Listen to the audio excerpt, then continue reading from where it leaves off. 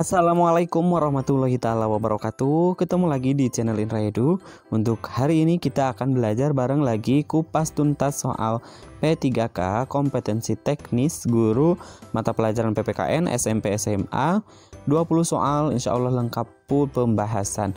Baik, kita langsung saja pada latihan soal nomor 1. Setiap pelajar dalam kedudukannya sebagai warga negara Indonesia mempunyai kesempatan untuk berpartisipasi dalam membangun dan menjaga kesatuan nasional. Salah satu caranya adalah titik-titik. A. Meningkatkan kemampuan di bidang teknologi. B. Meningkatkan penguasaan terhadap pengetahuan umum. B. C. Mengikuti berbagai macam kegiatan ekstrakurikuler. D. Mengembangkan sikap saling menghormati semua agama. E. Menjadi anggota aktif gerakan pramuka. Kira-kira pilihan jawaban yang tepat adalah yang mana? Ya, jawaban yang tepat adalah yang E, yaitu menjadi anggota gerakan pramuka. Baik, kita lihat pembahasannya. Untuk kita bahas pembahasannya sesuai dengan pasal 9 Undang-Undang Nomor 3 Tahun 2002 tentang Pertahanan Negara, yaitu upaya bela negara yang dapat dilakukan melalui PKN wajib militer, masuk menjadi anggota TNI atau Polri dan sesuai profesi masing-masing. Nah, sebagai seorang pelajar maka dapat berpartisipasi misalnya dengan menjadi anggota pramuka. Jadi jawaban yang tepat adalah yang E, yaitu menjadi anggota aktif gerakan pramuka. Baik, kita lanjutkan pada soal nomor 2. Salah satu faktor penghambat di mana terjadi konflik antar kelompok masyarakat yang dapat membahayakan negara kesatuan Republik Indonesia. Salah satu sumber utama konflik tersebut tercermin dalam perilaku titik-titik. A. Fanatisme dalam menjalankan semua agamanya. B. Persaingan untuk memperoleh tempat tinggal. C.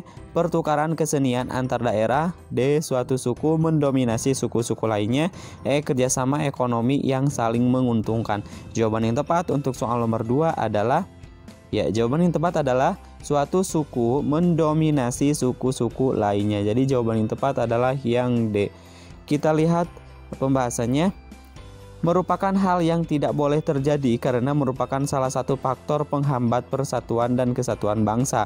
Konflik antar kelompok masyarakat merupakan salah satu yang dapat membahayakan negara kesatuan Republik Indonesia ketika suatu suku mendominasi suku-suku lainnya. Jadi jawaban yang tepat adalah yang D, yaitu suatu suku mendominasi suku-suku lainnya. Kita lanjutkan pada soal nomor 3. Salah satu faktor pemersatu bangsa adalah bendera, bahasa, dan lambang negara serta lagu kebangsaan. Pengaturannya dalam undang-undang bertujuan untuk memperkuat negara kesatuan Republik Indonesia, yaitu titik-titik. A. Menjaga kehormatan dan kedaulatan negara kesatuan Republik Indonesia. B. Menjaga kesatuan TNI dalam negara kesatuan Republik Indonesia. C. Menjaga wilayah perbatasan negara kesatuan Republik Indonesia. D. Menjaga pulau-pulau terpencil dari pengakuan negara lain. E. Memberikan identitas bagi negara kesatuan Republik Indonesia. Jawaban yang tepat untuk soal nomor 3 adalah jawabannya yaitu menjaga kehormatan dan kedaulatan negara kesatuan Republik Indonesia. Jawabannya adalah yang A. Pembahasannya sesuai dengan pasal 35 Undang-Undang Dasar Negara Republik Indonesia tahun 1945 yang berbunyi bendera negara Indonesia ialah sang saka merah putih, maka bendera sebagai salah satu identitas bangsa yang membedakannya dengan bangsa lain. Baik, kita lanjutkan pada soal nomor 4. Prinsip yang menyatakan kedudukan manusia Indonesia ditempatkan dalam kerangka kesatuan politik, sosial, budaya, ekonomi, serta pertahanan keamanan disebut juga dengan prinsip dari titik-titik. A. Ketahanan nasional. B. Wawasan Nusantara. C. Nasionalisme Indonesia. D. Kebineka Tunggal Ikaan. E. Keadilan sosial. Jawaban yang tepat untuk soal nomor 4 adalah jawaban yang tepat adalah disebut juga prinsip dari wawasan Nusantara. Jadi jawabannya adalah yang B. Pembahasannya, wawasan Nusantara adalah wawasan nasional bangsa dan negara Indonesia yang memandang Indonesia merupakan satu kesatuan di bidang ideologi, politik, ekonomi, serta sosial budaya dan pertahanan dan keamanan. Kita lanjutkan pada soal nomor 5. Salah satu implikasi kebijakan otonomi daerah yang dikembangkan di Indonesia adalah titik-titik. A. Pemerintah pusat tidak lagi berkewajiban memberikan anggaran kepada daerah. B. Daerah-daerah lebih kreatif dalam mengembangkan sumber dayanya. C. Terjadinya pemusatan kekuasaan dari pemerintahan pusat ke daerah. D. Hanya putra-putra daerah yang dapat berpartisipasi secara aktif dalam pembangunan di daerah. E. Pemilihan kepala daerah melalui perwakilan secara demokratis. Jawaban yang tepat untuk soal nomor 5 adalah jawaban yang tepat adalah daerah-daerah lebih kreatif dalam mengembangkan sumber dayanya. Jadi jawaban yang tepat adalah yang B.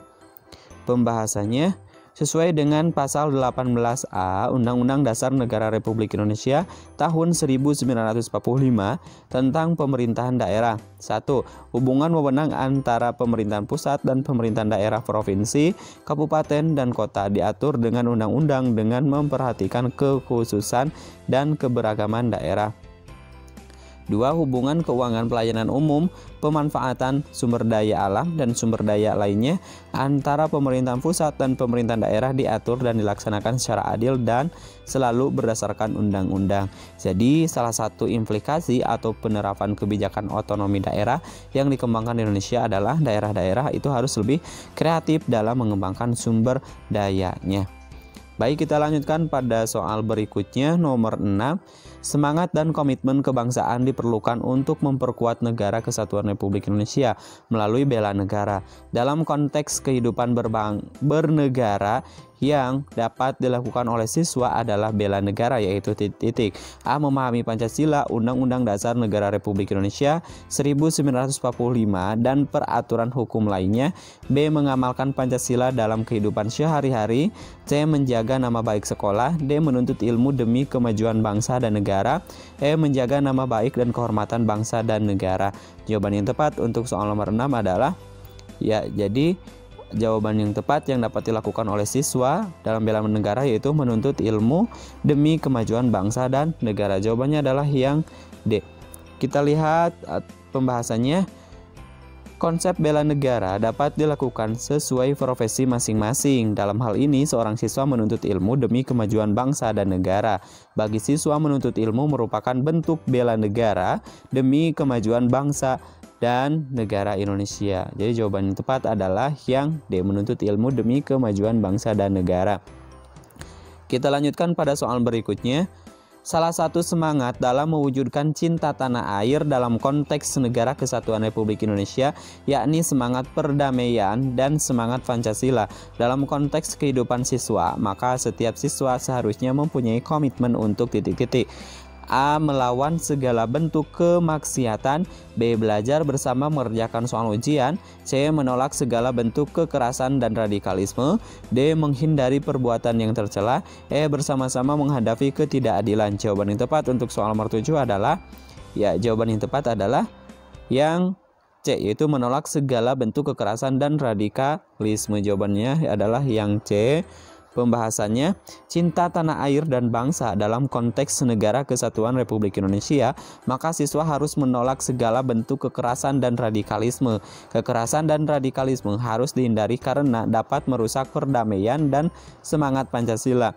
Peserta didik perlu memiliki komitmen cinta tanah air untuk memperkuat negara kesatuan Republik Indonesia. Kita lanjutkan pada soal berikutnya, nomor 8. Untuk memperkuat negara kesatuan Republik Indonesia, bangsa Indonesia secara bersama-sama hendaknya memiliki komitmen dalam mencapai masyarakat adil dan makmur. Dalam konteks kehidupan siswa, maka setiap siswa seharusnya mempunyai komitmen untuk titik-titik. A. Melawan segala bentuk penyalahgunaan narkoba. B. Menolak paham intoleransi. C. Menolak segala bentuk kekerasan. D. Menghindari perbuatan yang tercela. E. Menolak paham radikalisme. Jawaban yang tepat untuk soal nomor 8 adalah jawaban yang tepat adalah melawan segala bentuk penyalahgunaan narkoba. Jawabannya adalah yang A. Jawaban yang tepat adalah yang A. Pembahasannya, siswa dapat mempunyai komitmen kebangsaan secara kolektif untuk memperkuat negara kesatuan Republik Indonesia yang berupa ancaman non-fisik, yaitu penyalahgunaan narkoba. Penyalahgunaan narkoba merupakan salah satu bentuk ancaman terhadap generasi muda. Kita lanjutkan pada soal nomor 9. Sebagai perwujudan semangat kebangsaan kolektif dalam perjuangan kemerdekaan Republik Indonesia, maka tanggal berdirinya Budi Utomo diperingati sebagai Hari Kebangkitan Nasional Indonesia. Hal ini karena Budi Utomo merupakan titik-titik A. Organisasi yang didirikan oleh kaum terpelajar, B. Organisasi yang didukung oleh pemerintah Belanda, C. Organisasi sosial modern yang menanamkan semangat kebangsaan, D. Membentuk penghargaan yang diberikan oleh Belanda kepada Indonesia, E. Organisasi politik yang menentang kolonial Belanda. Jawaban yang tepat untuk soal nomor 9 adalah jawaban yang tepat adalah organisasi sosial modern yang menanamkan semangat kebangsaan. Jawabannya adalah yang C. Baik, kita bahas pembahasannya. Menurut Van Deventer, Indonesia bagaikan wanita cantik yang baru bangun dari tidurnya. Semangat kebangsaan dimulai dari Budi Utomo sebagai organisasi sosial modern yang menanamkan semangat kebangsaan. Baik, kita lanjutkan pada soal nomor 10. Sumpah Pemuda tidak dapat lepas dari organisasi kepemudaan yang bernama Perhimpunan Pelajar-Pelajar Indonesia atau PVPI yang didirikan pada tahun 1926. Para pemuda menyadari bahwa perjuangan kemerdekaan tidak akan berhasil tanpa titik-titik. A. Kerja keras, B. Semangat pemuda Indonesia, C. Hadirnya kaum muda yang terpelajar, D. Pergerakan politik pemuda Indonesia, E. Persatuan bangsa Indonesia. Jawaban yang tepat untuk soal nomor 10 adalah jawaban yang tepat adalah Persatuan Bangsa Indonesia. Jawabannya adalah yang E.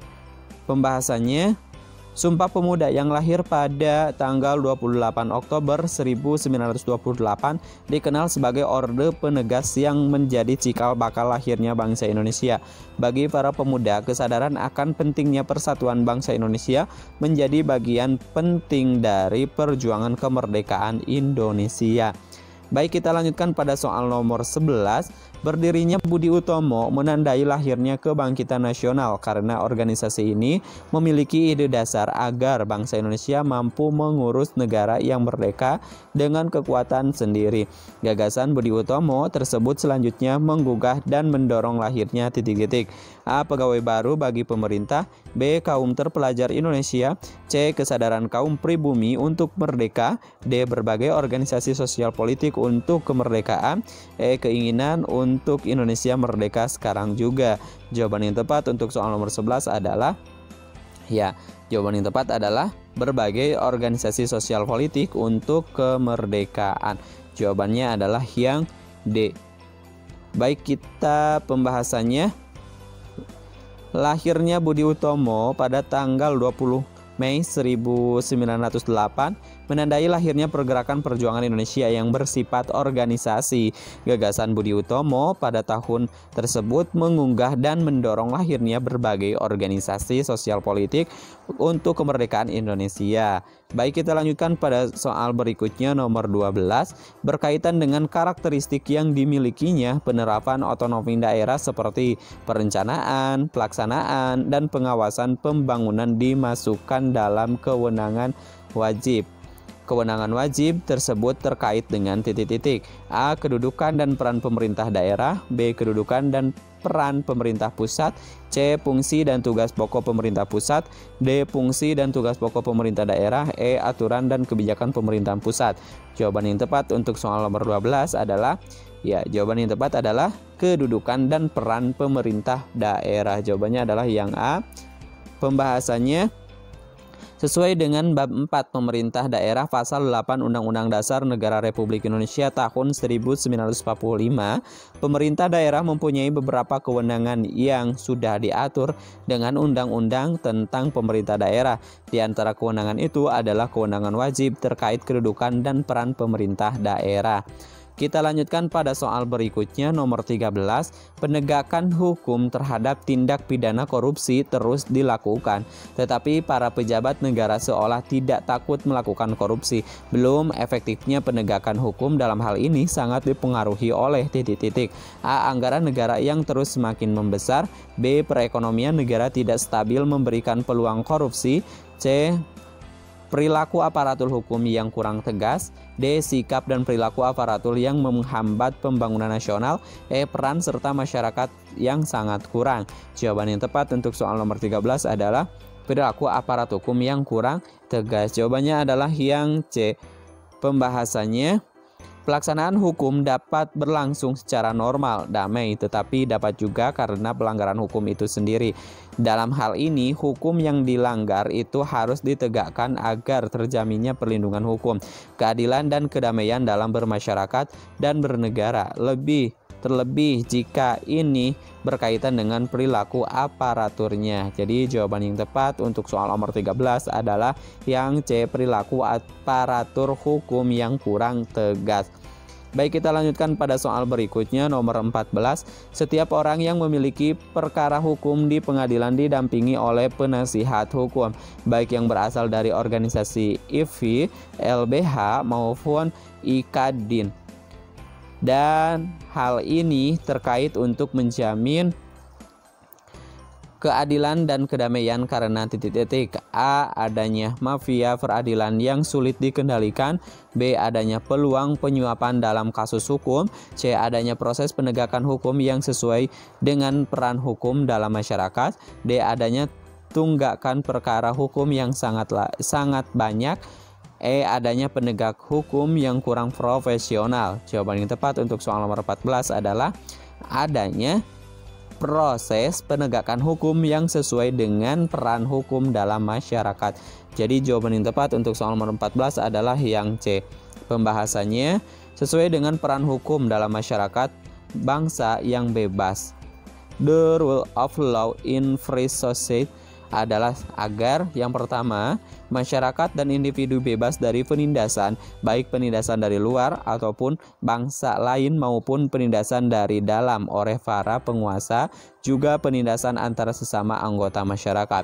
Yang kedua adalah masyarakat tidak diperlakukan secara otoriter, penguasa tidak boleh menjadi alat kekuasaan, instrument of power, penguasa tidak boleh menjelma atau mempersonifikasikan diri sebagai hukum. Kebebasan dan kemerdekaan individu tidak boleh ditentukan oleh kehendak atau keinginan penguasa. Kita lanjutkan pada soal nomor berikutnya.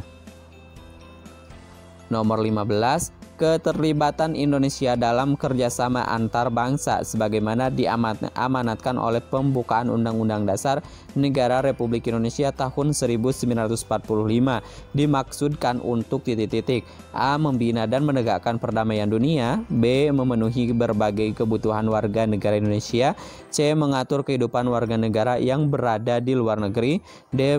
Membangun perekonomian dan stabilitas keamanan negara. E. Mendapatkan dana pembangunan di dalam negeri. Jawaban yang tepat untuk soal nomor 15 adalah jawaban yang tepat adalah membina dan menegakkan perdamaian dunia. Jadi jawabannya adalah yang A.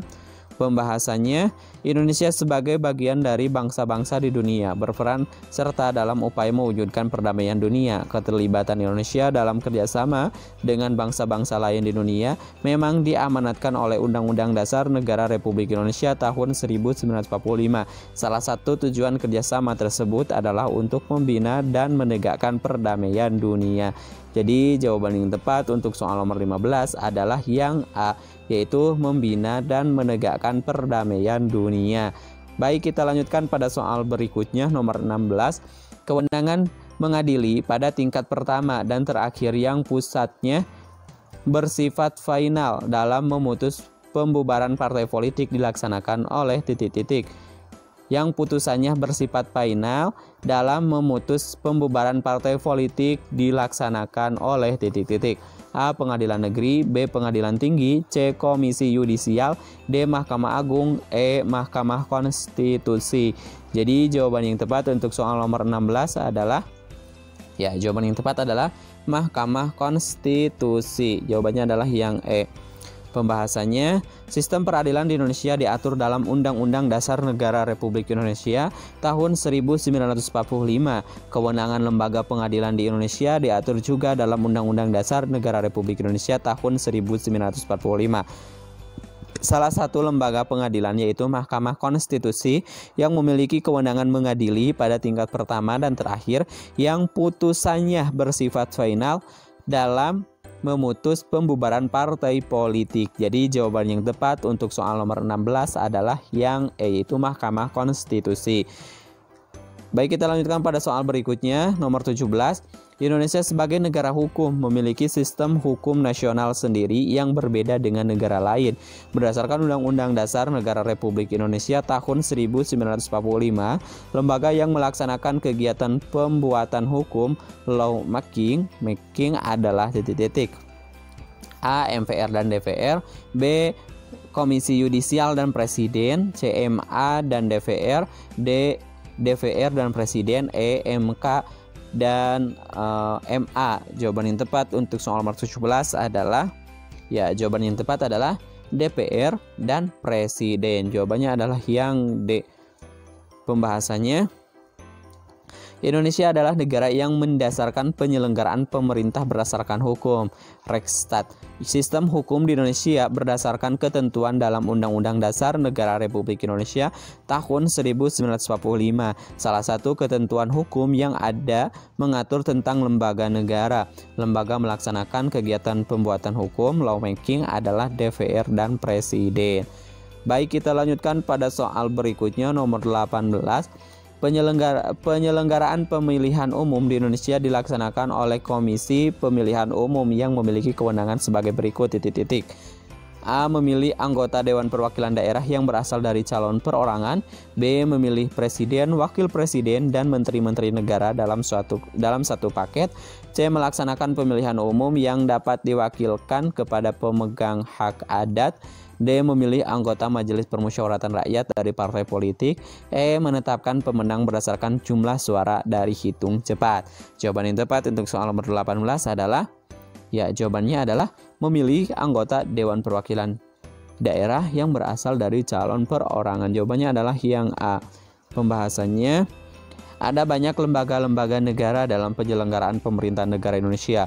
Komisi Pemilihan Umum merupakan salah satu lembaga negara.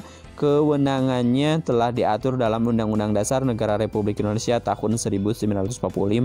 Salah satu kewenangan yang dimiliki oleh KPU adalah memilih anggota Dewan Perwakilan Daerah yang berasal dari calon perorangan. Baik, kita lanjutkan pada soal berikutnya, nomor 19. Pembatasan masa jabatan presiden sebagaimana ditetapkan melalui Undang-Undang Dasar Negara Republik Indonesia tahun 1945 dalam perspektif demokrasi merupakan perwujudan A. Rekrutmen politik terbuka, B. Penegakan supremasi hukum, C. Rotasi kekuasaan negara, D. Akuntabilitas pemerintah, E. Pelaksana pemerintah. Jawaban yang tepat untuk soal nomor 19 adalah jawaban yang tepat adalah rotasi kekuasaan negara. Jawabannya adalah yang C. Kita lihat pembahasannya. Lembaga-lembaga negara dalam sistem ketatanegaraan di Indonesia, fungsi dan kewenangan diatur dalam Undang-Undang Dasar Negara Republik Indonesia tahun 1945. Lembaga kepresidenan sebagai salah satu penyelenggara negara, fungsi dan kewenangannya juga diatur dengan jelas. Salah satu aturan itu adalah adanya pembatasan masa jabatan presiden. Hal itu dimaksudkan agar terjadi rotasi kekuasaan dan tidak adanya kekuasaan yang permanen. Kita lanjutkan pada soal nomor 20. Berikut merupakan salah satu alasan perlunya keterlibatan setiap warga negara Indonesia di bidang pertahanan dan keamanan dalam kehidupan berbangsa dan bernegara adalah A. Memperkuat ketahanan dan keamanan masyarakat agar tercipta ketentraman. B. Agar negara berada dalam kondisi aman, tentram, terkendali, dan sejahtera. C. Agar terwujud pemerintah yang stabil dan berwibawa yang mendukung pembangunan nasional. D. Mengupayakan keselamatan setiap warga negara agar terjaga dari segala bentuk ancaman. E. Agar segala bentuk ancaman terhadap kedaulatan negara terjaga dan dapat dikendalikan. Jawaban yang tepat untuk soal nomor 20 adalah agar terwujud pemerintah yang stabil dan berwibawa yang mendukung pembangunan nasional. Jawaban yang tepat adalah yang C. Pembahasannya, Undang-Undang Dasar Negara Republik Indonesia tahun 1945 mengatur dengan jelas tentang pertahanan dan keamanan. Setiap warga negara memiliki hak dan kewajiban dalam bidang pertahanan dan keamanan. Oleh karena itu, warga negara perlu terlibat dalam upaya pertahanan dan keamanan agar terwujud pemerintah yang stabil dan berwibawa yang mendukung pembangunan nasional. Baik, saya akhiri, semoga bermanfaat. Sampai ketemu di video pembahasan selanjutnya. Assalamualaikum warahmatullahi wabarakatuh.